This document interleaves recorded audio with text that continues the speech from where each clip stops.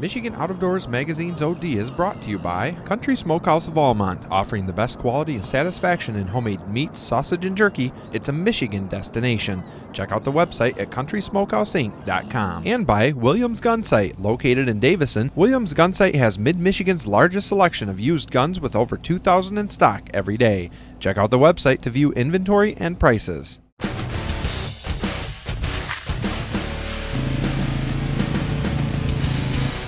Well, let's see, what is it? It's, I guess, middle to late August, and as Gabe and I often do, we snuck out of work, and we're working on deer stuff as part of our job. But this is a cool spot. This is, as you can see, it's real thick in here, and it's pretty wet because it's been raining, but we got a big bedding area back here. We got cornfields up front, not very far. And what this place lacked was food. There's no acorns in here really to speak of.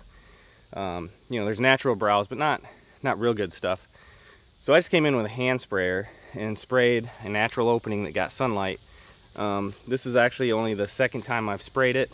Really didn't need it on this part. We're gonna have to spray the second part again because it rained a little bit last time I sprayed it, and looks like it didn't take quite as good, but super easy setup. Maybe 50 bucks I've got invested into this by the time you get the spray and the seed, and then just some sweat equity and labor. Hand sprayer, no equipment. We're going to cheat a little bit because Gabe has all the fun tools, so we're going to use his four-wheeler to finish this side off just so we can get out of these mosquitoes. But super easy entry. I park at the road, I walk up a fence row, hop right in here. I don't disturb any deer at all. I can get back out the same exact way because it's corn. They're not going to see me leaving. It's dynamite. We saw several big deer in here last year. And I'm hoping early October. This is not a food plot meant to feed deer. It's a food plot meant to kill them. So planting it, you know, in the next week or two, a true fall planting. It's going to come up really nice in September. Early October, it'll be great. Put oats or wheat or something green in here. Should be dynamite. Well, the next step obviously is get the tree stands up. We've already got the stand up, but I need to do a little bit of trimming.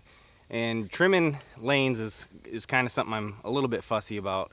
It's sort of a fine art. You want to have a lane wide enough, obviously, that you can shoot through without any obstructions, but you don't want to change everything that you leave yourself no cover and the deer will notice it. Obviously doing it this early, you know, here in August, we got time, the deer will get used to it, but what I like to use is natural cover that's going to stay there even after the leaves come off. Big mistake people make is they put the stand up and like, oh, it's got all kinds of cover. Well, it's August. All those leaves are going to go away. So oak trees, they don't lose their leaves quite as early, and sometimes not at all. They stay on there even after they turn colors. Grapevines, obviously limbs off the tree. So we'll start trimming this out, and you can take a look at what it's going to look like with all the background cover and kind of envision it without those leaves, which is what Gabe and I do.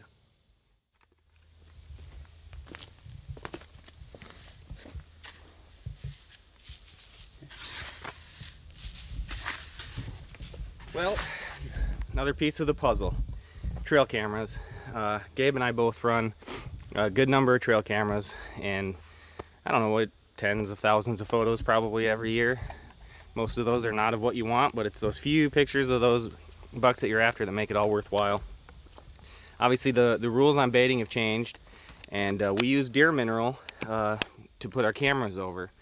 It's not here to, you know, draw lots of deer. It's not designed for that. It does enhance nutrition, things like that, but just a little bit of mineral will bring those deer into your location for your camera, and keeps a lot of those raccoons and possums and you know, turkeys out of the way, so that you can get pictures of just deer. As you saw, I put about 3 handfuls down. I'll do that every couple of weeks is all, and it's just a good place to hang your camera. They can, you know, they stop, they'll take a little of that mineral, you get a lot of photos, and then they move on. So it works really, really well.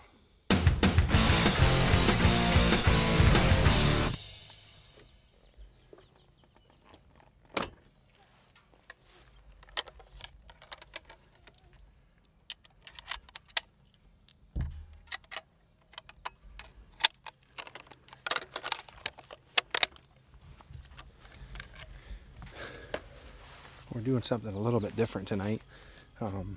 Obviously you can see it's the end of August. Got a friend out here that has a pumpkin patch and a bunch of Christmas trees out here. The Christmas trees are fine, but his pumpkins are getting nailed by by deer. So we're gonna head out there, and he's got some crop damage permits for us, and we're gonna try to take a couple deer tonight. Well, because this is not really hunting and this is a cropping operation, these deer damage permits gives us a chance here in southern Michigan to use rifles for deer, which is kind of fun for me because I grew up in the shotgun zone. So I'm hunting with my 270 tonight. This was custom made for me by a good friend of mine named Wayne Schwartz, and made a beautiful, beautiful stock for this and fluted the barrel. My good friend Ken Kelly put a Magna brake on the end of it, so it's quite the little rig that I've got here. Another thing is trying out some new bullets tonight. I'm using Barnes tipped triple shocks. They're 130 grain all copper bullets, so we're gonna see how they perform tonight on these summer deer. But just hoping something comes out here. We're sitting over a pumpkin patch. We got a pumpkin patch out in front of us, and this guy sells these pumpkins, so the deer just come in here and pound them, and they destroy a lot of pumpkins. If we don't take some of these deer out, they're going to be some very unhappy kids this Halloween.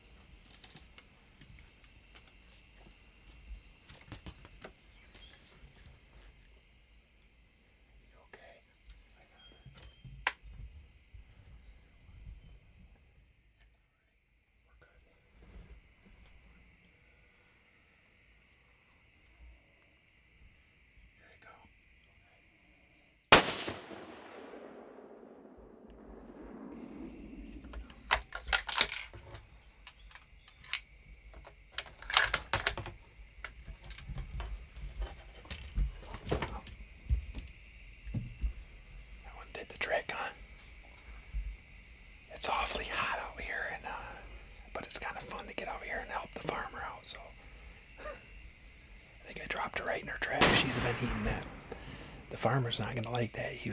She was eating off that pumpkin for a while before I shot it. He's gonna give me a hard time for letting it chew on this pumpkin, but we got her. We're gonna wait for a little while and see if we can't see another one. We're making our presence known out here. You shoot a couple nights in a row and these deer get smart and they stop hitting these fields as much. So it's as much of a deterrent of us being out here as it is taking some of these deer out that are causing damage. So we got one. Well, that right there is why we're doing this. Take a look. There you go. This is a pumpkin that's been just destroyed by these deer, and as we're walking out here, there are just tons and tons and tons of them that are just, I mean, decimated like this. And we'll show you another couple out here, but they're just destroying this pumpkin patch. And if this guy's got say 60% of his crop, that's a lot of money that he's losing. So we'll make sure and try to take out a few more deer, but that's what they're doing to these pumpkins out here. They really like them whether they're ripe or not. So let's go take a look. She's just right over here. Well, as you can see, there's the pumpkin we were taking a look at. She was eating that right before she bit the bullet, but nice big doe. It's big. That's a nice doe there. Yep. It's exactly what we were looking for. Nice mature does. Eating these crops. Couldn't get any better. We're gonna have a lot of work ahead of us. None of these deer go to waste. We make sure and every night we take one of these out of the field, we make sure and skin it, quarter it, and get it in the refrigerator because they're still really good eating. So another crop damage deer, and hopefully we can get another couple in the next couple days.